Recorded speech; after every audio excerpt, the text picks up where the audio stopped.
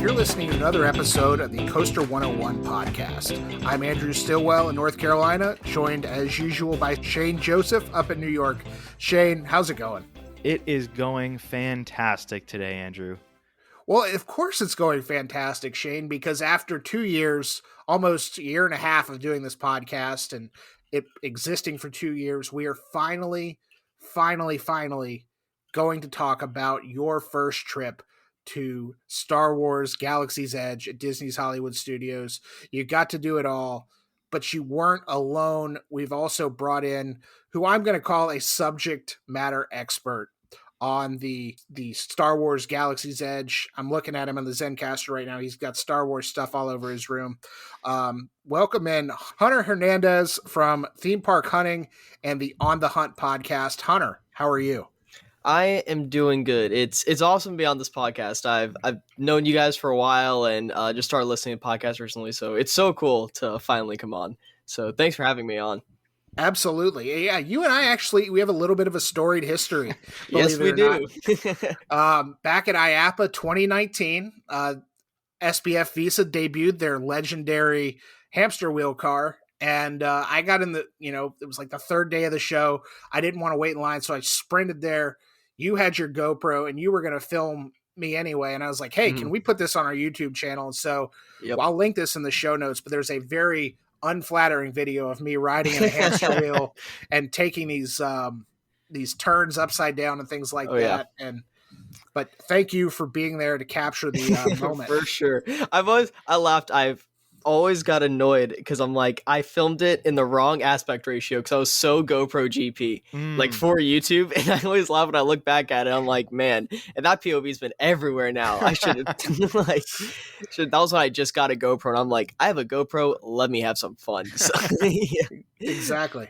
Awesome. Well, I know this, Hunter, you're from Orlando, but kind of what's your history with theme parks? Obviously, have you kind of grown up around them with them in your backyard, or what's your story? I mean, pretty much, yeah. So I always grew up going to Disney World. That was just my destination. Like from as early as 2007 is from I can remember. I just would always go to Disney World. I'd go with my parents all the time. I'd go with my grandparents once a week. It was like I was at Disney twice a week from ages 3 to 10. It was awesome, and it's I love it because the history of Disney. I've seen the whole transformation. I've done a lot of defunct rides, and I've always had that interest in, especially with roller coasters. I've always been obsessed with them, but I never wanted to ride them. So I'd ride Barnstormer and Big Thunder Mountain and even Space Mountain if I was lucky. But like Universal, I wouldn't even step near any of the rides there. So I grew up going there, and then as I got older, I'd go to Universal more and SeaWorld more. And then one day I just said, I think if I remember correctly, it was in 2015 where I went on a trip with a bunch of friends to Universal and basically got peer pressured into doing Hollywood or Red Rocket, which I've always stared at, but never would do it. And I did Hulk before it somehow, but right. I would do Hulk, but I would not do a Red Rocket. So I remember riding it and absolutely freaking out, terrified. But when I came off, it was my favorite coaster ever. And I was just obsessed from that day. And that's kind of what made me get into coasters and theme parks. I would so obsessively then start researching coasters. And once I rode Mako for the first time in 2018, that was when my fear of any type of coaster was just out the window. And I knew I could just ride anything. And that's what I did. I just started begging my parents and, helping them pay for them. Like, hey, I want to travel. I want to experience more and more. I want to go everywhere. And been able to go to, obviously, Cedar Point, Kings Island, Holiday World, Kings Dominion, some of the parks across the East Coast, and trying to go to some of the West Coast parks this year. But pretty much I started then obsessing with theme parks here because I grew up at Disney. So I'm like, let me do some research at Disney. I always had a lot of interest surrounding Disney World, and really since then I've just been a full-on theme park enthusiast, and I go to Disney Universal at least once a week, and I still try to, if I take someone new to Disney, they're gonna be tired of me an hour in, because I know I could just walk in and say, now stare, and give a 10-minute history on a flag, Yes, and how Yeah. it doesn't have the proper amount of stars and stripes because now you have to light them. Yeah. And Exactly. It's like all the details, and that's what I obsess over, and I love it. And I'm so thankful I grew up here, especially when like so many people like they spend their whole lives trying to go to Disney World, whereas I'm like I grew up there and I still go once a week, So I'm so thankful for it, and yeah, I love it. And I like I always say, I'm never leaving Orlando. There's no place like it. I love it. Well, I got to go back to that first ride on Rip Ride Rocket. Do you remember what song you listened to? Yes, it was MC Hammer. You can't touch this. Very nice. Yep. Very Okay. nice. I love it. Mhm. Yep. All right. And you guys, Shane, you were down in Orlando for IAPA. Yep. And there's a really good review. You did really comprehensive review with your one day on the show floor on the website. So be sure to go check that out. But Shane, I'll bring you in, and then Hunter, you guys, talk amongst yourselves. How was IAPA? From asking somebody who wasn't there, how was IAPA? It was really good. So like I said in my article, one day to do everything, last day of the trade show, my first day ever at IAPA, there was kind of a lot lined up. So that was a little daunting, I think. But once I walked in there and sort of got a lay of the land, it was a little bit less so. And I think I got done like pretty much all the essential stuff I wanted to.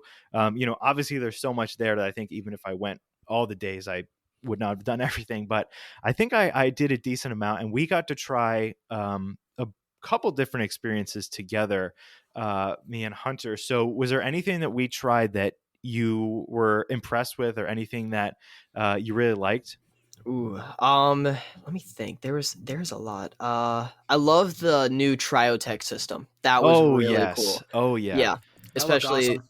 yeah, like with the fact that its movement was still so jarring and like at the same time so like just fun in a way. Like it's so intense for a dark ride, but I also don't want to get off and could ride it all day with no problem. Oh yeah. It was really cool. That was definitely I was not expecting that. That was really cool.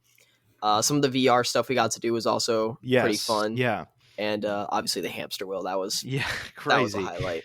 Yep. I think that Triotech, like that technology, I think that's going to be like the next big thing. Like I said this in the article, but a type of ride like that, like I could see it being like perfectly at home in a resort park, but also be like the ride at, a regional park. Like there's so much that you can do with that technology. It's really dynamic in that way. So I'm really excited to see what happens with that. Yeah, you could really put that in any park and it would be a fun addition. Like even at a Disney Universal, it may not be the best, but it'd still be a fun ride that I would always. Oh yeah, really solid. Would not feel out of place at all there. Isn't it like it's basically Midway Mania on steroids, right? I would say combine Midway Mania with like the Spider-Man Transformers ride system, and that's probably the closest you'll get. Yep. I'm on it. Let's bring it. Come on, try out if you're listening. Somewhere it's going to Niagara Falls, I think, is the first place it's going. And we were talking to Triotech as well, and they said that they've been having some conversations with people. So hopefully that other people are as impressed as we were and actually buy up this thing. Well, Shane, you're up in New York, and I know New York is like the city and upstate, so you're close enough. You should just go ride it when it opens. Yeah, I could. True. Yeah, I want to. You really could. I'm going to see if I can get up there when it opens. Awesome. Well, let's go into it. We've finally reached theme park podcast mecca for Shane. For the past 18 months of us doing this show, we've discussed Galaxy's Edge on the 50,000 foot level because Shane was so hell-bent on not having any spoilers. And before he went to IAPA, he got to experience Star Wars Galaxy's Edge, Hunter, which I'm sure you've experienced countless times. Oh, yeah. Oh, yeah. So I'm talking to a couple of bona fide Star Wars people. I personally, not a Star Wars guy. I think I said that in the episode with Nick Walker from a couple weeks ago. Star Wars, not necessarily my thing. I get why people love it, but I want to start with some Star Wars kind of rapid fire questions. Sure. All right. What is your favorite Star Wars character? Shane, you go first and then Hunter. Oh, I did not know I was going to have to answer these questions too. My favorite Star Wars character, I think there is no other answer than Luke Skywalker. That's an Uh, original pick. Very yeah, original pick. Good original. job, Shane. I'm gonna modify it a bit with Anakin Skywalker. Interesting. All right. Yeah. Very fair. Love Anakin. Well, I'm a big Jar Jar Binks guy. And All again, right. I'm Thank not you, a- everybody. This has been a great episode. Have a great one. I'm kidding. Also, of the however many movies there are right now, 9, 10, 12, whatever. Yeah. What's your favorite movie in the franchise? Hunter, you get to go first this time. So, a bit of an unpopular opinion. I love the Phantom Menace. Whoa. Wow. Yeah. Okay. Love the Phantom Menace. Very interesting. All right. And Shane? My favorite is The Force Awakens, Episode 7. Really? Okay. Sequel. Yeah, this is interesting. This is an interesting dynamic. Yeah, I think that like for when it came out at the time, that was like I was so ready like for that movie. I've never been as hyped, I don't think, for a movie. Like just being in the theater for that experience, like so great. And I just love the movie. I love the story. So yes. Okay, and then the last rapid fire question I've got: what is your favorite piece of non-movie Star Wars media? This could be a video game, it could be a show, anything. I mean, again, the Star Wars world, galaxy, if you will, is it's very immense. But Shane, this goes back to you first. But your favorite non-movie piece of Star Wars media? Oh, this is a really tough one. I loved Mandalorian season 2 especially, but I think I'm gonna have to go with the Clone Wars just for how expansive it is. Season 7, unbelievable. Yeah, I was just so, and that wasn't even something that like a lot of people are like, oh, I grew up watching it. I watched it over the pandemic. That was my pandemic show, and then I've since watched all the other animated shows too. But I think that is just there's so much to work with there that really impressed me. I love Mandalorian. I think to see like Star Wars finally enter that like cinematic show kind of like Yes, yeah, especially with like Marvel doing it so much now, and then with Star Wars doing it too, it was just, and the timing couldn't have been better.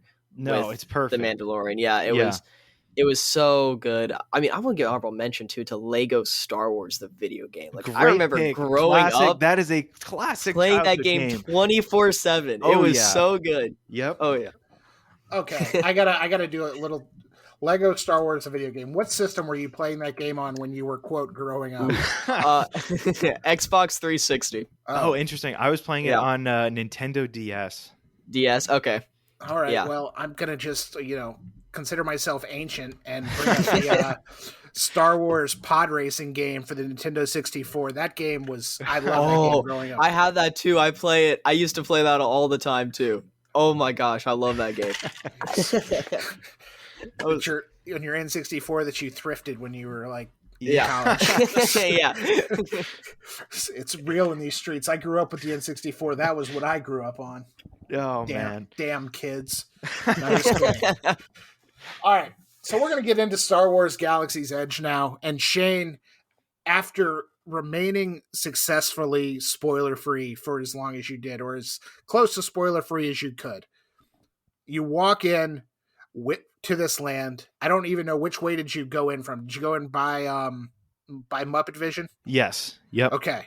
When you walk into this land, what are your first thoughts? Well, it was tough because we had the early park entry since we were staying at a hotel, which by the way I would definitely recommend. So we were moving. There was like a pretty sizable crowd of people moving with us. Not huge, but like it wasn't like we were walking in alone. But then by the time I got to that gate, it was like everything else like went away. At that point, didn't feel like it was Hollywood Studios whatsoever. I have never had an experience with the land as a whole that had been more transportive as it was entering Galaxy's Edge for the first time. Okay. And Hunter, I mean, thinking back to your first time, did you kind of have like a similar experience? Have you like reached this, I'm no longer in Orlando, I am on Batuu? Definitely like the first couple times going in, I still remember like I'm trying to remember like oh yeah the first time. So yeah, the first time I went in, it was I just remember walking in and like seeing the mountains, especially in the background. Like there's this one view. It's like right before you enter Black Spire Outpost and kind of heading towards the Rise of Resistance Plaza. There's this great view of like the mountains that is, and I'm like, I just loved it because in a way it reminded me of Big Thunder Mountain, but it also showed like how far Disney has come with like the transformation of taking you to a different world. Like you saw Definitely. Big Thunder Mountain, it's just a bunch of rocks that are the same color. It looks fantastic, but it's like when you see kind of a similar design, but in this modern era of theme parks, it was just so captivating. And I absolutely, yeah, I remember walking through just in awe the entire time. And I still say I agree with him. It's the only theme park land so far that it doesn't feel like you're at Hollywood Studios. Every single time I go in it feels like its own separate thing. It's absolutely incredible. There's nothing like it. I think the other thing that kind of surprised me that I wasn't expecting is how big the land actually is, because not only it's kind of split into two parts already with the outpost marketplace and then the resistance forest side, but it looks like it stretches for miles. Like when you look up, like out, like past the spires and like past the trees, I don't know how it's achieved this look, but it really is. Like it doesn't feel like contained like a lot of places. There's no like walls around it or anything, but somehow it still feels like it's this huge expansive area. Mm-hmm. Yeah, it's so true. Like especially when you're over by the Millennium Falcon and there's so many people surrounding it and there's people trying to get their food. It's so good. You're right. It's so big. Like like I would say, there's not a worse feeling than being by Smuggler's Run and realizing your Lightning Lane or Fast Pass time is for Tower of Terror next, because you know you have a good walk ahead of you. So, but yeah, I mean, it is a gigantic land. I'll say, like every time I'm walking through it, it's especially compared to like Toy Story Land and I mean, yeah, like even some of the Universal Islands, like it doesn't compare. It's just huge. Right. I when I visited in 2020, which was right before the pandemic, it was definitely visually stunning to me. I think, again, as someone who doesn't live in that world, it was. I looked at it more as a theme park fan than a Star Wars fan, and I was like, this is the kind of the baseline comparison for me at any point now is going to be the Harry Potter lands at Universal Studios and Universal and Islands of Adventure. And I kind of got there and I was like, they did it. They matched that level of detail, from the rocks to the droid depot to all of the areas where there were character interactions and just even like stuff on the like sides that you're not even paying attention to. Like it was like a pod racer, not pod racer shop, but it was kind of like that feeling of like you're in a Star Wars type like garage basically, which was awesome. And Shane, I know you've got 4 upcoming articles on the site, which I do, depending on when you're listening, may or may not be on the site They already. by the time this goes up, at least one of them will be. We're gonna hold you to that. Yes. But you want to break it down into the land as a whole. Yep. Building a droid, Millennium Falcon, Smuggler's Run, and the Peace Day Resistance, if you will. Oh man. Yeah. I'm ride in the back. Yeah. The Peace Day Rise of the Resistance. It's so those are kind of your 4 things, and I'm going to start with the land as a whole. Obviously, you've got the marketplace, the bazaar area, you've got the different restaurants, but talk a little bit about the land as a whole and kind of what your favorite things about Star Wars Galaxy's Edge are.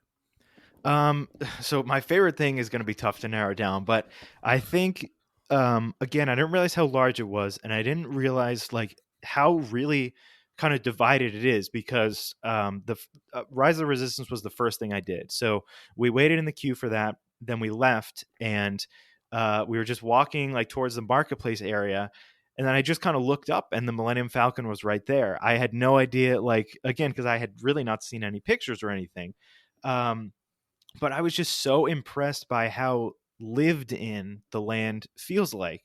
It feels like it is an active marketplace and like ship outpost. Like it genuinely has that feeling when you're walking through it with the little details around the shops or the restaurants, especially, which we'll get into in a second. I just was so kind of enveloped in everything that was going on. And it feels like it is a living, breathing place, which I think is something that is very difficult kind of to capture in a lot of theme park lands where, the architecture is very static and things like that. But this really, it was very kinetic. There was a lot that was happening. And I was just overwhelmed in the very best way by everything that I was seeing. Yeah. Did you have a favorite? Did you get to all the restaurants and the blue milk, and did you try everything? I mean, were you just fully immersed in this? Like when I was there, I didn't get a Ronto wrap. I didn't get any of the colored milk. I didn't even get one of those grenade sodas or whatever they are. Oh yeah, little weird sodas. But did you have a favorite restaurant or a favorite thing you tried? So yeah, I did everything except for Oga's Cantina because we couldn't get a reservation, but I did get the Ronto wrap. I did get the blue milk. I did eat at Docking Bay 7. I would say my favorite is probably the Ronto wrap. I just love, like, it was so delicious. I had no idea what to expect because it was basically like a sausage wrapped in coleslaw and wrapped in another meat, I think pork or turkey, with pita on top of that. So I really did not know what it was going to taste like, but it really was delicious. And I really didn't think that I would like the blue milk either. I was very nervous about that. Just because it was like rice and coconut, like things that I typically don't like. But I ended up really loving it, which totally took me by surprise. And then at Docking Bay 7, I know that me and Hunter both have a favorite food that is there. If you want to talk about that for a second, Hunter. Oh my gosh. The Endorian chicken tip-yip. It is for me the holy grail of Disney food. Like when I go to Hollywood Studios, I'll forget it's there. And when I remember like, oh, I'm going to Docking Bay 7, I'm low-key more anticipating that chicken than Rise of the Resistance at that moment. It's so weird. It's this chicken stick. Like it's literally a stick That's of what chicken. It is. Yep. And it comes with sides. My favorite is the mac and cheese and broccoli. Yes, delicious. And oh my gosh, I love it so much because the chicken it's so good. It's great chicken, especially for a quick service theme park. Yeah. It's great food. And my favorite thing about it is it's the perfect portion. Like I can eat that whole thing without being too full, but also being full enough for me to be like, okay, I don't have to eat anything for the next 4 hours. Yeah. It's the perfect portion, and even the pricing, it's not bad. No, I was so surprised at that. Like I was expecting, like especially because it's Galaxy's Edge, like everything to be more overpriced, but it really wasn't. Even for Disney prices, it was not. It really, bad. I think it's like $8 to $9, which like that's great. Yeah, like don't get me wrong, it's still a bit pricey for what it is, but for a Star Wars themed restaurant at Disney World, that is really, really good, especially with like Pizza Rizzo charging $12 for a pizza that tastes like Pizza Hut, and then you get this chicken from Galaxy's Edge. It's so good, and it's great. It's just it's such great value too. I just love it. I love it so much. I remember one time I went, and I think they were out of it or they temporarily took it off. I tweeted Disney 3 times saying, I saw that, yeah. Where's the tip-yip? Where's the tip-yip? Like, I'm going to start a revolution of chicken tip-yip if you do not bring it back within the next week. Oh, gosh. Yeah. And Shane, you, again, I did not try this blue milk, but you were the first person I've ever heard of who's like, yeah, blue milk's pretty good. I'm just Me like, too. Yeah, that's the thing. It's like, and that was the other thing I heard. Everyone was like, "Oh, like it's weird, it's gross." So I was like, "Oh, this is definitely not going to be." But I think what did it for me is that, and I don't know if this is how it is every time or just when I got it, but there was like little ice chips, so it was almost like a slushy consistency. But by the time I got to the bottom and it was just a straight up milk, I did not really like that part as much. So if you get it, you got to drink it fairly quick before that ice melts, I think. But yeah, just to go back to Docking Bay 7, something that I just really enjoyed about the restaurant was like it's so well themed in there Oh yeah. that I was sitting there and I said this out loud. I was like I feel like I'm a pilot on break right now. Like it's so Yeah. everything surrounding it puts you 1000% in that environment. Like you're sitting on the like barrels, canisters that you've seen like in the movies, and there's stuff hanging from the ceiling, and in the main room there's like things moving around and going on.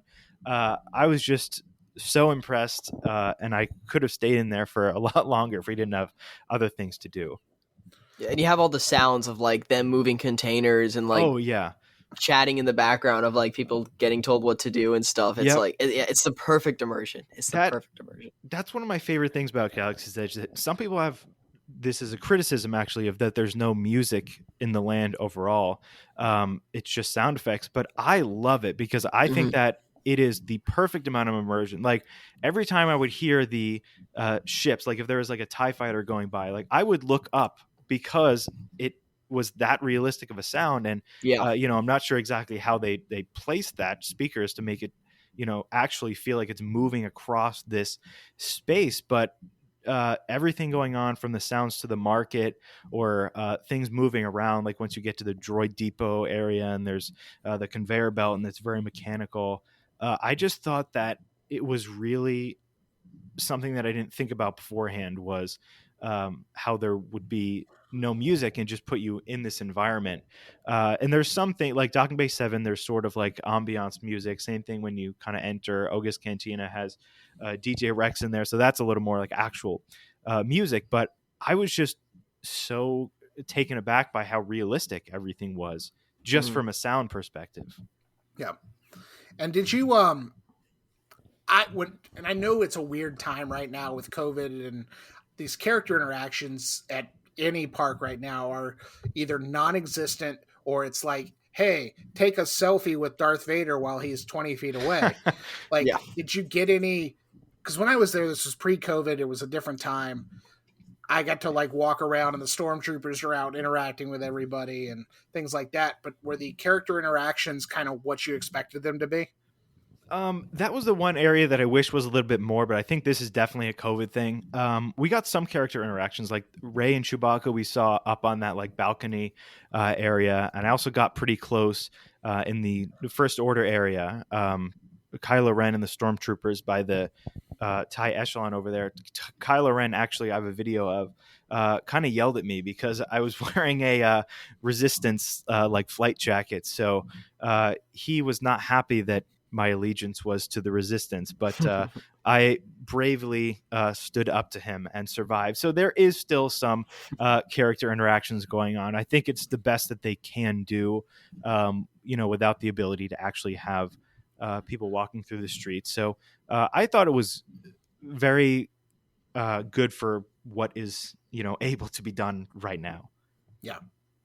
And then you did mention earlier, Hunter, I'm looking in your room right now. Do you have one of the Star Wars droids that was built at Disney? I know Yes. Shane was like carrying his around it's- like a child, but Yeah, I was. talk to me a little bit about the droid depot. And Hunter, you haven't talked in a while, so let me start with you. Okay. What is the, other than being a Build-A-Bear workshop for Star Wars droids, Yeah. what is the draw of the droid depot? I think it's just the overall aspect of, and especially if you're a Star Wars fan, everyone in Star Wars has a droid as like an assistant, pretty much. It's like their helpful go-to guide. Like it's almost like their intern in Star Wars, always there for them. They already know what they want, but whenever they need help, they're always the first people to be there for them.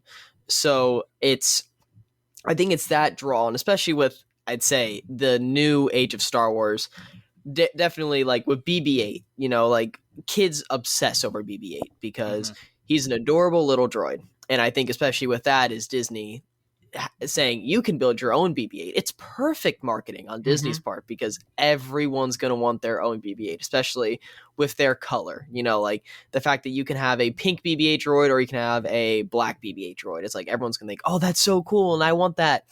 And I will say, especially with Droid Depot, they definitely could have made it cheap if they wanted to and still get the same draw, but they went in with it and did a really good job. Like seeing the conveyor belt of all the droid pieces come down is so cool because it's so cool. It's like it feels real. Like and they don't look plastic. I mean, they feel plastic, but they don't look it at the time. So it looks like you're really building your own droid. And then especially for some of the things where it's like you have metal tools that you have to put in and actually activate these things. It's like they definitely could have kitified it or made it cheap, and they really went all out on just a simple little droid building experience. And it's like that amount of detail in something that is really, really good. And it's like even for something with me as a local who wouldn't necessarily do that, I still wanted to do that because it looked so cool. So yeah. Shane, what was the process like for you? So the process was I didn't have a reservation, number one, because I wasn't sure if I was going to do it or not. I was kind of waiting on the day and see how much other stuff that I bought. But the process was through the standby line since I didn't have a reservation. I went towards the end of the day, which was great because there was literally no one else in the standby line. There was a couple more people, I think, building, but no one in the line. So I walked right up. They have somebody at the front that'll take your name, and then you just go up to the register and pay for the droid, and then they'll give you this little basket, which is where you go over to the conveyor belt that Hunter was talking about, and there's all these different droid parts coming down, and there really is a lot of customization options. I think there's probably more with the R2 units than there are with the BB units, just because there's more pieces and surface area. But I built a BB unit and was very impressed by how much there actually was to work with. It's intimidating at first, honestly. It really is. It really is. Because there's a lot there. And I'm building it with somebody else, a friend that I was there with. And we were both having this kind of debate was where we would pick something up, kind of look at it, then like, oh, maybe I'll go back to it and put it down. And then one of the cast members actually came up to us and he's like, piece of advice, like, the first thing you like, that's going to be what you go with in the end. And it was 100% right. It was totally correct. So there's, for the BB units, there's the outside, like the actual main body, like the round portion. Then there's the inside mechanism that actually makes it roll. There is a headpiece on the top and then like a neck kind of connector piece. So there is a decent amount of options there. So then once you have those in your basket, you go over to the actual building area, and that's where another cast member, all in character as well, helps you put it together. And like Hunter was saying, there's actually like metal like screwdrivers that pull down from the ceiling, and you can like screw different parts of it in. And there's a whole like activation process where you put your droid in this little activation bay, and it'll show like the different parts lighting up, and the droid will start to move and talk. It's a really great experience that I definitely agree they could have gone cheap with it. They could have just put it in this environment that wasn't themed and just for the sole purpose of getting people in and out. But this is really like, I felt like I could take my time with it, and I did, and it was just a really great experience overall. Do you have your droid with you? Can I see it? You don't have it?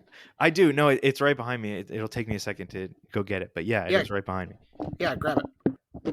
Here we go. So this is my BB unit right there. It's blue and silver. I have the blue and black head, and then the white piece is that kind of neck connector. So you have a lot of options that you can pick from there. But yeah, I was really happy with it. It's definitely, and like Hunter said, it doesn't look cheap. It doesn't look plastic. Like, it looks. No, it looks really nice. Yeah, it looks good. this is a really good place to display your droid as an audio medium. So Yeah, exactly. So that was great, actually. Yeah. For everybody listening, I hope send us an email of what you think the droid looked like. But yeah, but it has to be hand drawn. yeah. Yeah. I'll put a picture in With the the article crayon. so you can see. Yes, please.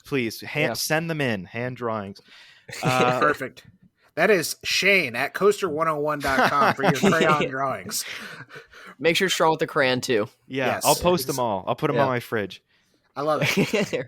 All right. We've been talking for about 35 minutes at this point. We got to get into the rides of Star Wars Galaxy's Edge. We are a theme park podcast after all. I want to talk about a ride to me that I think I got dealt the worst possible card, which jaded my experience on this ride. And that is Millennium Falcon Smuggler's Run. And for those of you who are listening, there's 3 positions. You can either be the pilot, the gunner, or the engineer. And the pilots are in the front, the gunner's in the middle, the engineers are in the back. And when I rode it back in 2020, I was the engineer. And it sucked. It was a lot of button pushing that, I think I did well, but it doesn't. I don't want to ride this ride an engineer ever again. Right. Yeah. What, Shane, how many times did you ride it, and did you get to do the different roles? Hunter, I'm assuming you've ridden it every role. You've put it in Chewie mode. You've done all the good stuff. Yep. So I rode it 3 times, and I was in the same position each time by choice, because there is no way that I'm going to be sitting in the Millennium Falcon cockpit and let anyone else pull the lever to send the Falcon into hyperspace. That is just not happening. And that's another thing. If you go, you can ask, and each time they accommodated that. We just stood off to the side for a minute, which was fine with me. So yeah, I had the ideal experience all 3 times, and I got 3 different experiences too, which I thought was interesting. Each time I rode it, it was a little bit different. So yes, I was the pilot. Oh, that's great. I can't relate. I was the engineer. It was awful. Hunter, do you have a favorite role? Is it pilot as well? I mean, pilot, yeah. Of course, yeah. I'll even be specific. Left pilot. That's the best one for me. I will say Millennium Falcon. I have a love-hate relationship with it, because I love the ride, but I feel like its potential was they could have done a little more. That's like the only thing I always said with the ride is there was definitely more that could have been done, or a better way to make you, like, if you're not the pilot, you feel more a part of it. Like that's like the engineer. It's fun, but it's a one. No, it's not. You don't. Call a spade a spade. It's not fun. It's like Mission Space for dummies, basically. It's like, hey, this button lights up, push it. Oh, you didn't push the button? Wait a minute. Why? Why don't you listen to me when I tell you to push this button? I remember the first time I did the engineer, I got so scared when they sprayed air on me when I didn't push a button. I was just, like, they're gonna make sure you push that button. That's so funny. I didn't know they did that. That's actually awesome. Yeah. That was one thing I liked about it, was like I was pushing them, and then when it crashed, it was like air came on you, and you're like, okay, got it. But I luckily, especially from late 2019, that was the best time, because obviously there was this thing about Galaxy's Edge, how it flopped because there weren't that many people visiting it. And I enjoyed that time because I never waited more than 25 minutes in Galaxy's Edge, especially Smuggler's Run line. And since it was a new ride, I did it so many times. So I think from August all the way to March when Disney closed, I rode it like 13 times, I think, in that gap. So I got every experience that I could on it. And obviously I will agree, engineer is the worst position. And thank you. Yeah.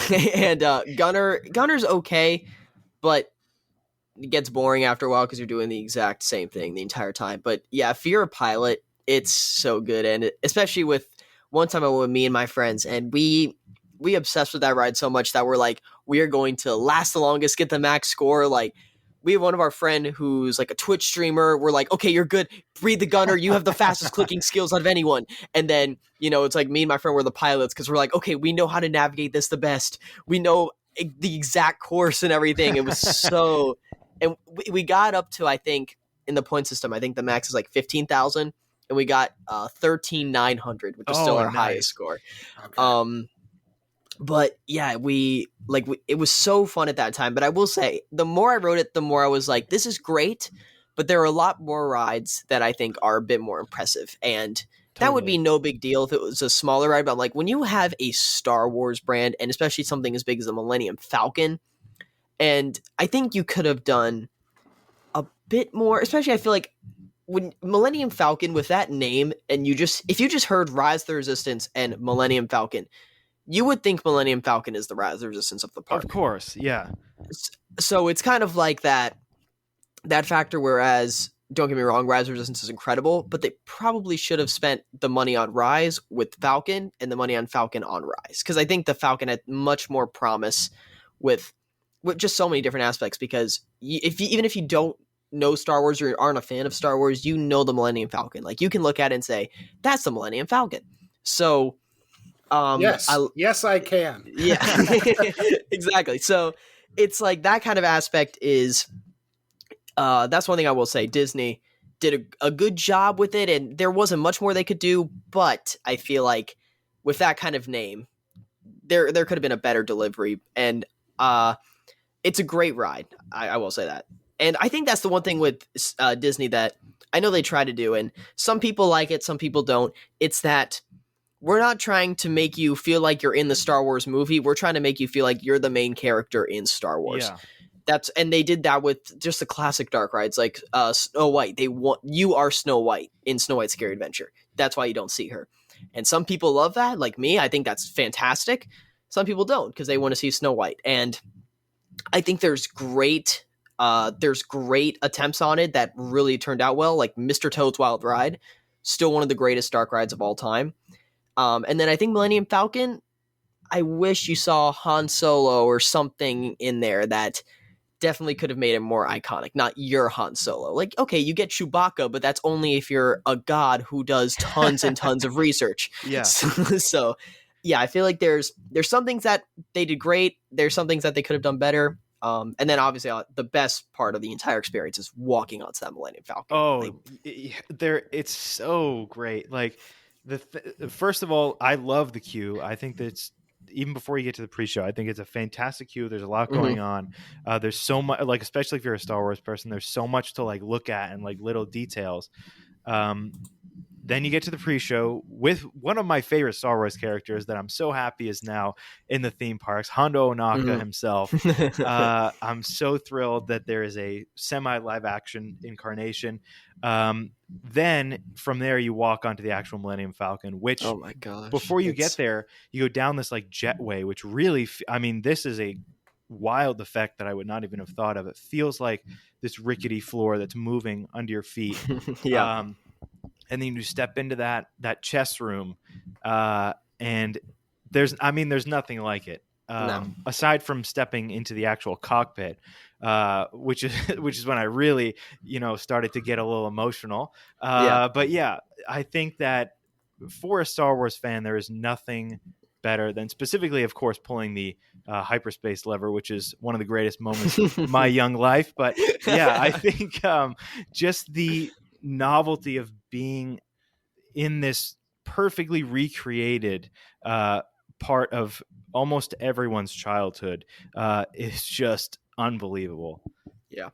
It's well, that's well said. And like even now I'll say, like, I love Millennium Falcon, but since the line's been so long and did so much, I have only done it once since the park reopened in the pandemic. But I will say that ride, I got the whole cockpit to myself somehow. Oh, that's great. I don't even know how I did, because there was like a family of 6 behind me. So they're like, okay, you're by yourself. I'm like, what the heck?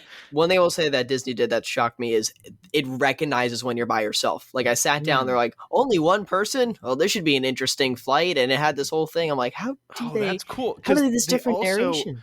They knew, like, when the first time that I went on it, it was like, oh, a new pilot. But then when I went on with a different group, the pre-show was like, oh, some of you have been here before, some of you are new. Like it must be something. I don't know how they do it with Magic Yeah. fans or something, but it's such a cool little detail that goes a long way. Yeah. Disney, I will say, they always get those little details that you may notice. They always nail those down spot on. Yes. Well, let's talk details and perhaps the most detailed theme park attraction in existence. How's that for a segue, guys? I killed it. That was good. That was good. Thank you. Impressive. You. Star Wars Rise of the Resistance, now with 100% less boarding groups. Yep. And that's on both coasts now. I think Disneyland in the past week has said no more boarding groups out here either. Yeah. So when I traveled there in 2020, it was the most stressful 3 minutes of my life. It was trying to get a boarding group. And I did get one, and the ride went down, but we did get to ride it. And I very rarely will get off a ride of any kind, roller coaster, dark ride, whatever, with a look on my face, just jaw open, saying, what the bleep just happened?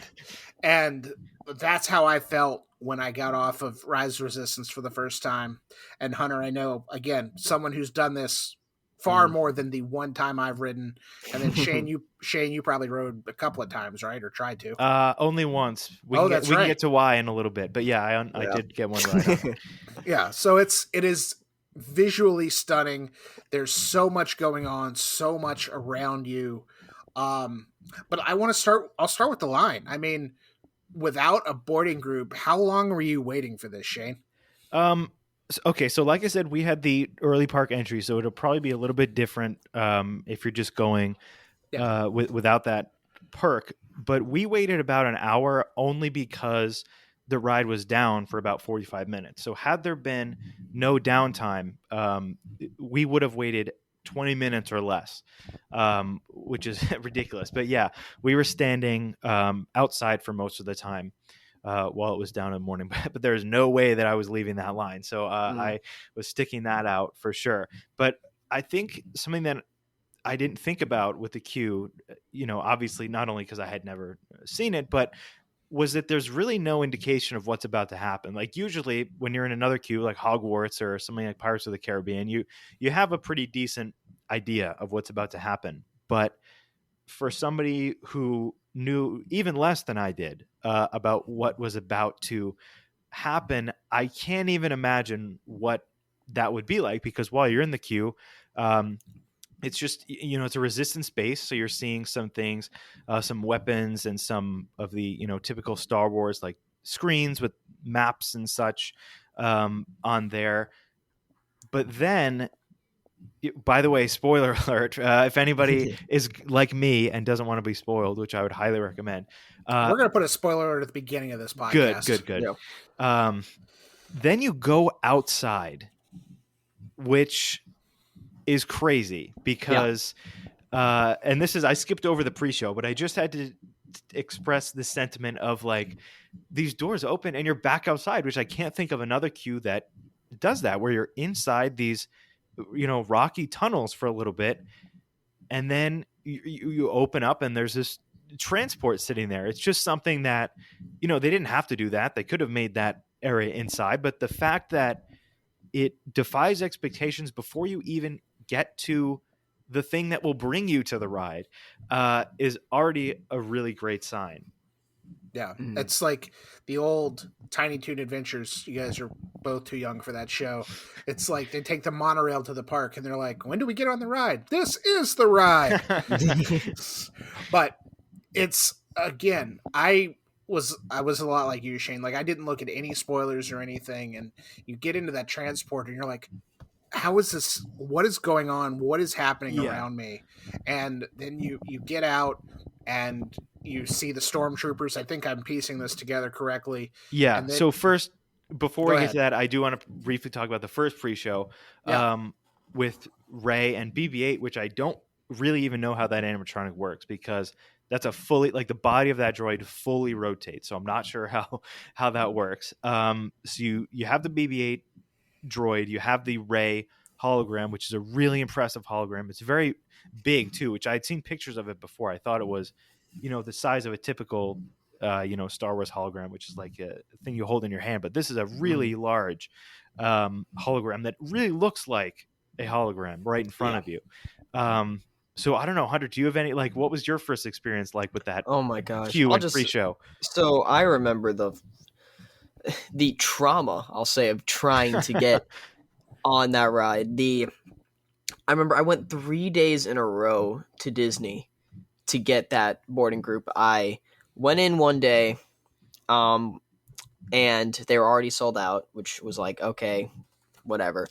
And then I come home, go the next day, get a boarding group. Hallelujah, one of the last boarding groups of the day, and this was before backup boarding group. So this was like this was, I think the ride's been open for 5, maybe 6 days now. Okay. So we get this boarding group, and then I come home and I'm watching it because I'm like, okay, last boarding group, I'll relax and then go back later. I'm not going to spend 12 hours waiting for this boarding group. So I keep watching it, and then it gets 40. I'm like, okay, group 50. Okay, group 60. An hour later, group 60. 2 hours later, group 60. No. I'm like, and this was when, like, if you didn't get on, you didn't get on. Yeah. And I was like, this isn't. And then sure enough, I get the notice saying, Rise Resistance will not be opening for the rest of the day. I'm like, you are kidding me. And luckily this was when they gave you park hopper passes and all this stuff. So that came because I got to bring a few of my friends to show the ride with those park hopper passes. But I then got in the next day with the fast pass, and this was what I got to experience, I'll say, the first half of the queue.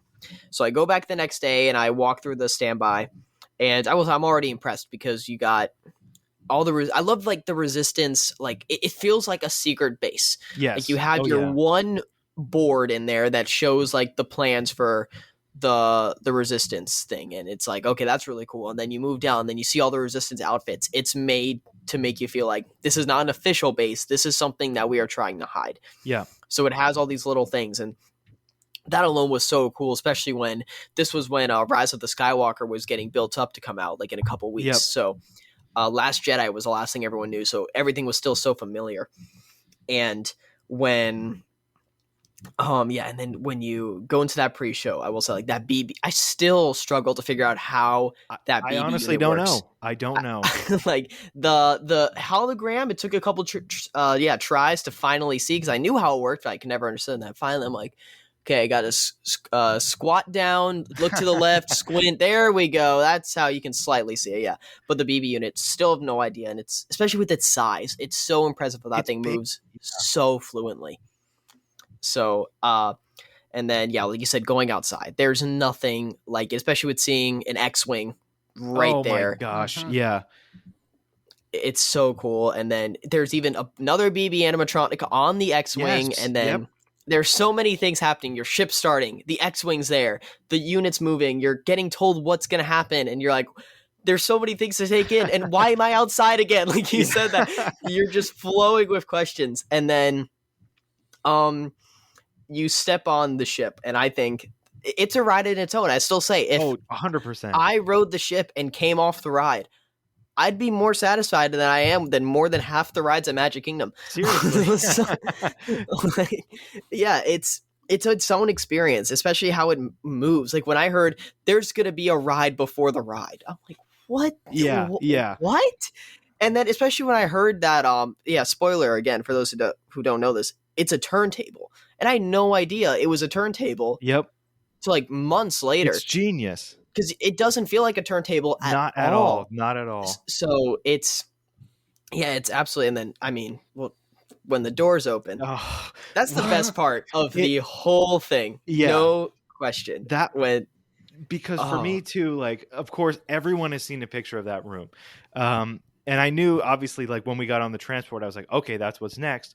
But again, it's the little things. I was like, okay, so we came in through this door. We're going to get out on the door on the other side, right? Because we didn't go anywhere. Nope. The same door opens that you came in, and you're in this absolutely enormous room, which one of the biggest screens I've ever seen, Oh my gosh. and one of the most clear, like realistic screens I've ever seen. And the other thing is, I didn't know that those stormtroopers were animatronics either. I thought they were just static, but it's the little movements that they have. And by the way, another attention to detail thing. So Galaxy's Edge takes place between episodes 8 and 9. So it takes place after The Last Jedi. Something that they did between The Force Awakens and The Last Jedi was the First Order stormtrooper masks were changed a little bit to have the kind of teeth that the original stormtroopers had. Sure enough, all the animatronics have that, which is just so cool. Like, no detail was missed in this attraction. And I can't even imagine for a guest who had like literally had no idea what they were in for. Like, they step out into that room, like it is an absolutely breathtaking experience. Yeah. And especially like I thought that was a part of the ride when I saw that picture. So when I like got to walk around it, I was like, what? This is so cool. Especially when they tell you, they're like, get a move on. I'm like, no, I'm staying right here. I'm just stay for a second. Yeah.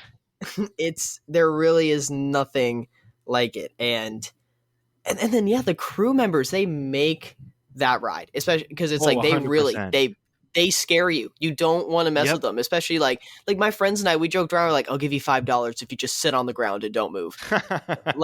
And like one time he did it and like 5 of them came up like, what are you doing? And just stared at him. It's like they do such a good job with really making you feel like you are captured and you have to escape. Definitely. And another thing, going back to the transport for a second, that's probably the Lieutenant Beck, the Mon Calamari animatronic that's in there.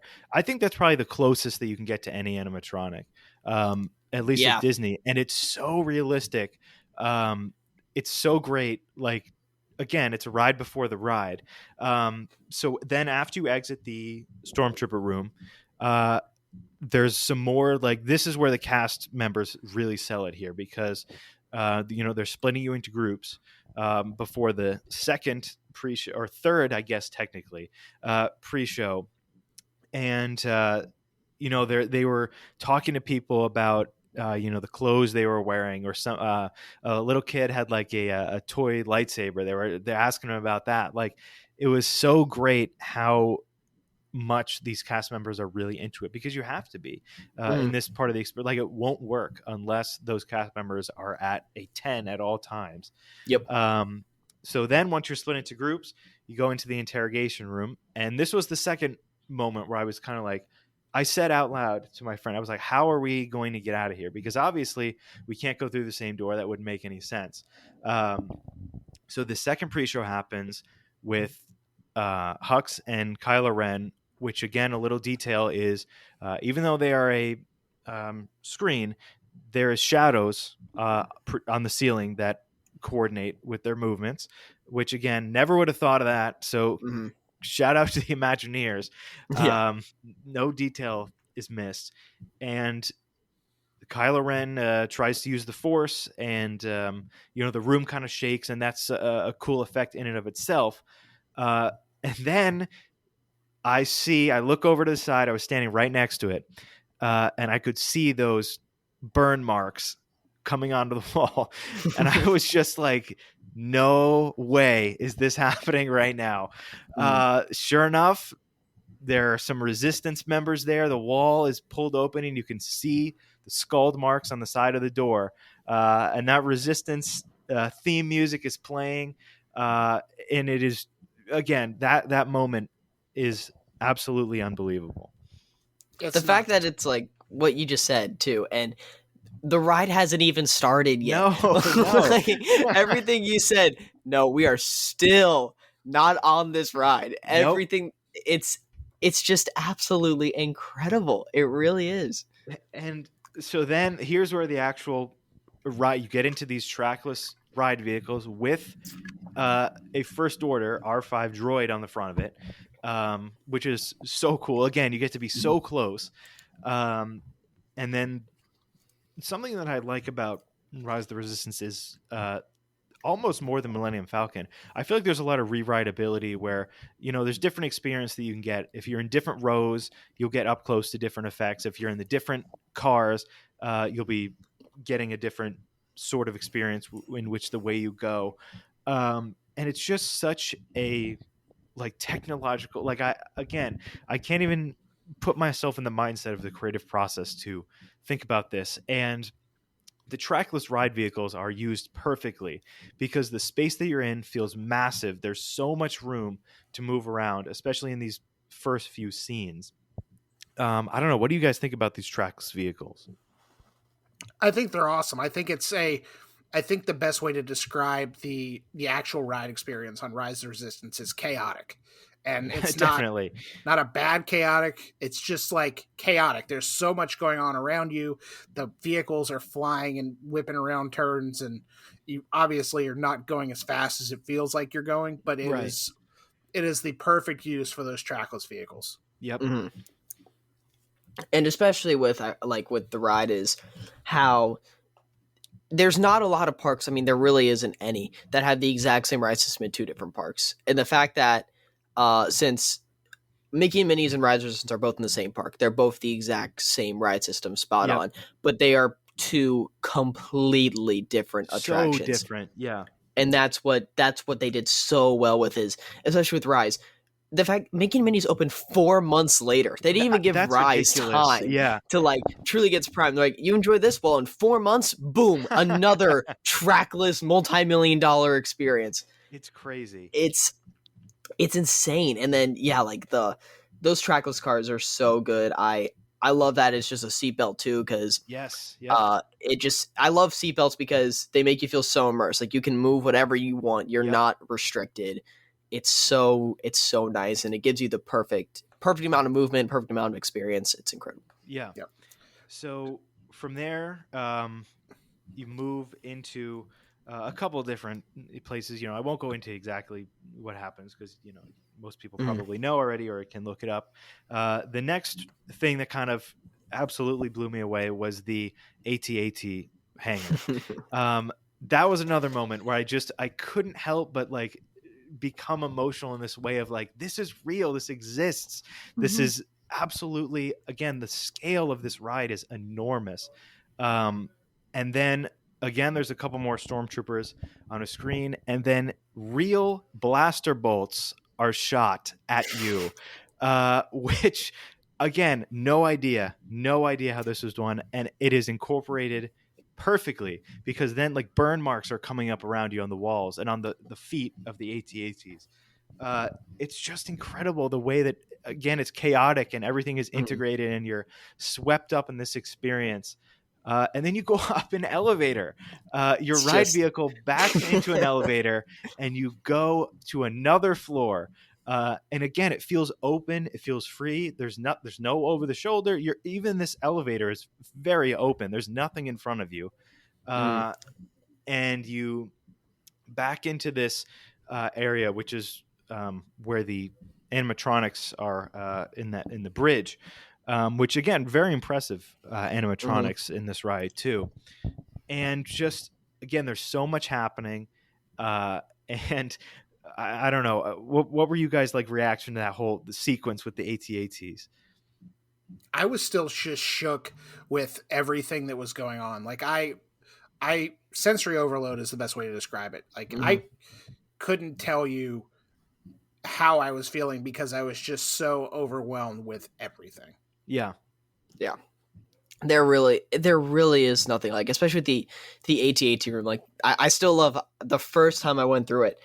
The whole vehicle, you could just hear all of them in shock. Oh, like the second, it wasn't like an applaud, like a cheer, like, oh, this is so. It was like everyone was like, oh, like just drawn to it and had no idea what to think. Especially because that was the first time I would say something was so perfectly executed to the concept art. We all saw that picture when they were teasing it. We all saw it, and you went in at the perfect angle and got the exact same shot. You were like, wow, they really did it. And even with the AT-AT blasters, I didn't even realize the lasers go over you to like my most recent ride. And it was like it's crazy 15th, 16th ride over. I just realized it. And I'm like, every time I ride this, there's something completely new that I recognize. So much to see. Like, I'm sure I didn't even get half of like all the little details, and everything is Yeah. integrated so perfectly.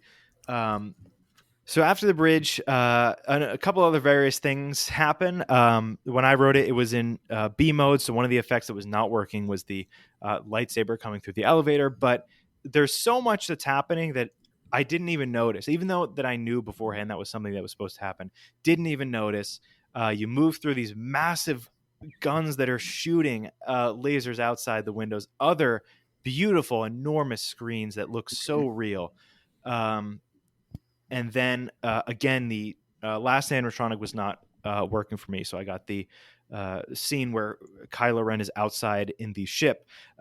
Then you move into what is, I don't know, the third, fourth, fifth, I guess, ride experience in this one ride, which is an escape craft with an actual drop track that seamlessly transitions into a motion simulator ride. I mean, I'm speechless even now. I still remember when that drop track hit for the first time. I had no idea it was on it, and I didn't even realize it till like I came off the ride. I'm like, wait, that was a drop track was real on a dark ride. Like, it's just the whole ride is just like, how did they combine it all? It's like, and they did. And yeah, the drop, and it's a good drop track. It's not a bad one. No, yeah, it's a substantial. Good one. Yeah. So, oh my gosh, yeah. And then from you're there, back outside. I was going to say, here we go. We're outside again we get a life-size escape craft with another Lieutenant Back animatronic inside it. And again, that was my favorite thing was after getting off.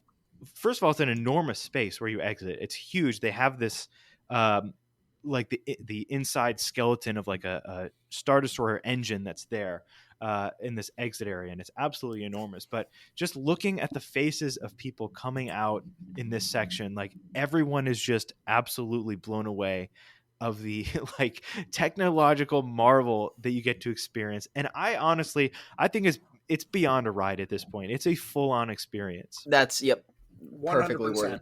Mm-hmm. So yeah. Right. So I want Shane, I want your final thoughts, and then Hunter, I want your kind of closing as well. Why is Star Wars Galaxy's Edge the best thing going right now for Star Wars fans, at least until Galactic Star Cruiser opens? So I think that sort of everything, combination of everything we were saying before, the sights, the sounds, the immersion, the shops and restaurants, you are in this outpost. It is real when you're in there. It is expansive. It is transportive. It is immersive. Everything you could ever possibly want, partnered with one, if not two, of the most advanced dark rides ever created. It is just a truly otherworldly experience. There really is nothing like it out there. It's one of Disney's best creations, and even if you're not a Star Wars fan and you have no idea what Star Wars is, you'll still walk in and just be absolutely immersed and feel like you're in you'll feel like you're in a whole other planet. And the shop selection is great, as you said. The food selection, the restaurant selection is great, and the ride collection is just elite. It's one of the greatest top two, not only at a park but in a land, and that's just absolutely incredible. So yeah, it truly is something special. Just don't get the engineer seat on. Yep, that's it. That's it. Love it. That's going to do it for this week's episode of the Coaster 101 podcast. Hunter, where can people on the internet find you? So you guys can find me on Theme Park Hunting on Instagram, YouTube, and Twitter, YouTube being my main platform. And if you guys enjoyed this, I have my own podcast called the On the Hunt Podcast. You can find it on Apple Podcast, Spotify, Amazon Music, or really anywhere you listen to your podcast. So just wrapped up season 2, and season 3 will be kicking off in January. So big things planned for it. Seasons. We should look into that. Yeah, we should. After you follow Hunter on all of the social media platforms, be sure to do the same for us. We're at Coaster101 anywhere you can consume social media. We also have a website. Like we mentioned, Shane's got 4 of those really detailed, in-depth articles on Galaxy's Edge coming. And coming from a Star Wars fan, these are going to be well-written articles. I say this. He hasn't even written them yet, but No, they're they going will to be fantastic. If you're listening, make sure you're liking, rating, reviewing, subscribing, telling your friends, putting Coaster101 calendars, which all the money raised goes to Give Kids the World, making sure you're putting those on your holiday shopping list. We've also got a TeePublic shop, c101.co/tpublic, all lowercase. Some really good Coaster 101 merch, but also some theme park inspired merch as well. As always, thanks to JM Music Design for our theme music, and we will talk to you all again soon. May the force be with you.